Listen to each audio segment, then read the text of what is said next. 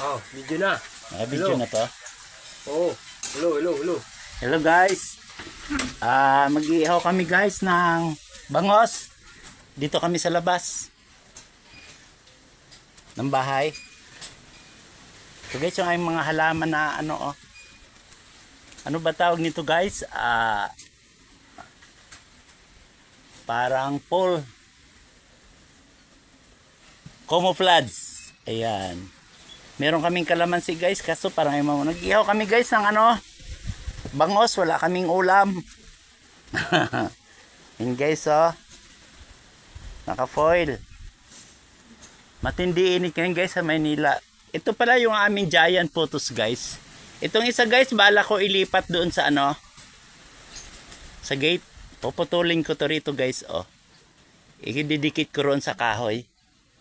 Kasi lumiliko na siya papuntang pader. Buhay naman to.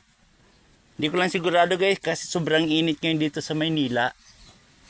Kaya ito lang guys, panlaban natin, magtatanim tayo. Itong isa guys, bala ko rin to putulin at i-propagate. Kasi bawat dahon lang naman ang tinatanim niyan para dumami. Marami pa akong pagtataniman doon guys sa labas. Yung iba guys ang tataba ng daiphin.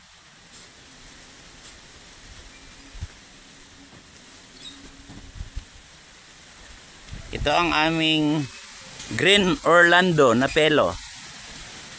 Ayan. Binili ko pa dati to guys sa Cartimar. Pero nakabenta na ako nung nasa Maynila pa. Kasi minsan pag nakita nila, may bumibili rin kasi guys. Anong time ng pandemic, medyo mahal siya kasi mahilig yung tao sa halaman. Ito pa yung marbles namin guys, umaakyat dito.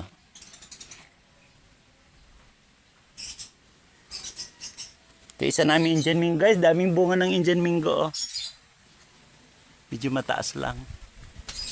Dapat may panungkit. Panahon na ngayon ng Indian Mingo guys, minsan nalalaglag siya guys, hindi ko maakyat, maraming yung langgam na pula. Pero dati may sungkit kami guys, yung tubo. Pag guys, ibang white line. Mahaba naman tong pader namin guys. Itong likod guys, wala na nakatira dyan. Parang government na yan. Pwede ko sana extend dyan guys sa labas. Kaso hindi ko naman maasikaso. Medyo may edad na kasi tayo guys. Mahirap. Pwede sanang sirain tong pader guys para makalabas ako doon. Pwede doon magtanim guys ng gulay. Kaya mag-alagay ng manok. Alaga kami ni Bob ng Rhode Island. Shout out sa iyo Bob. O kaya magbe-breed. Balak namin ni Bob mag-breed ng manok na panabong. Marami naman siyang manok. Marami rin siyang tandang.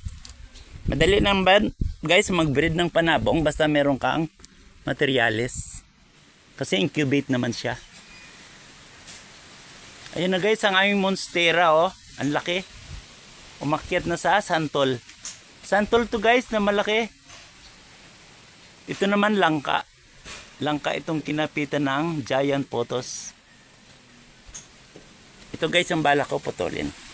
Ito ng aming inihaw guys, malapit na ito maluto. Isang bangos lang guys kasi tatlo lang kami dito sa Maynila si Mrs.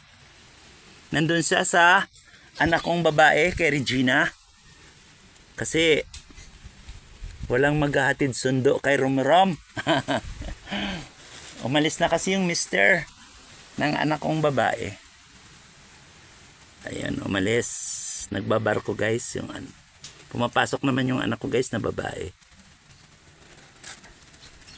May trabaho kaya andun muna si Mrs. Baliktarin ko lang guys at baka luto na tong kabila. Medyo maluluto na to guys kasi naka-aluminum foil naman. Kagandahan lang sa aluminum guys, hindi siya masusunog.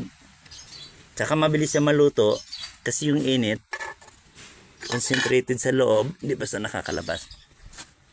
Gusto nyo inihaw guys? Joke lang. Liit lang ito Pero kasi na to guys sa aming tatlo. Sausawa na lang kulang. Tapos nagisa si Bunso ng repolyo. Okay guys, ito lang iba-vlog namin ngayon guys. Sana magustuhan niya sa mga kaibigan ko. Shout out kay Pobring Vlogger sa Aklan. Shout out kay Idol Japper Sniper. Ayan. Sa Kalingap Rab. Shout out po sa kanila. Mga malalakas na pong vlogger yan. Kay Tikram. Shout out kay Kuya Dave. Ang nagpaiyak ng milyong Pilipinos. Ito guys, yung gulay ni Bunso. Mabilis magluto si Bunso eh. Nag-isa lang sa guys ng repolyo. Pwede na to guys. Baka abot na sa amin hanggang gabi. Bunso! Babay na Bunso! Suot yan damit. Hubad si Bunso kasi mainit. Nagluluto siya.